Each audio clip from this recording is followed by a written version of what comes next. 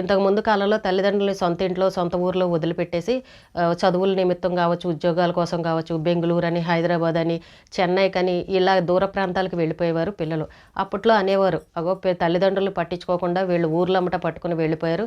వీళ్ళ మంచి చెడ్డలు ఎవరు చూస్తారు? వీళ్ళకి అన్నం పెట్టట్లేదు, వీళ్ళు పట్టించుకోవట్లేదని ఈ రకంగా మాట్లాడేవారు ఒకప్పుడు. కానీ ఇప్పుడు కాలంలో తల్లిదండ్రులే స్వయంగా పిల్లల్ని విదేశాలకు పంపిస్తున్నారు. మీరు వెళ్ళండిరా, మీరు బాగా చదువుకోండి, మంచి ఉద్యోగాలు సాధించండి, బాగా డాలర్లలో డబ్బు సంపాదించండి అని చెప్పేసి పిల్లల్ని అమెరికాలకి, వేరే దేశాలకి పంపిస్తున్నారు. ఎవరైనా కుటుంబంలో పిల్లలు వెళ్తే రకరకాలుగా చెప్పుకునేవారు చుట్టుపక్కల వాళ్ళు. కానీ ఈ రోజు పరిస్థితి ఎలా మారిందనంటే అందరి కుటుంబాల్లో అందరి పిల్లలు కూడా వేరే వేరే దేశాలకి, సిటీలకి వెళ్ళిపోతున్నారు. ఇప్పుడు ఎవరు అనే పరిస్థితి లేదు. ఇంకా కాలంతో పాటు మనము మారాల్సిన పరిస్థితి.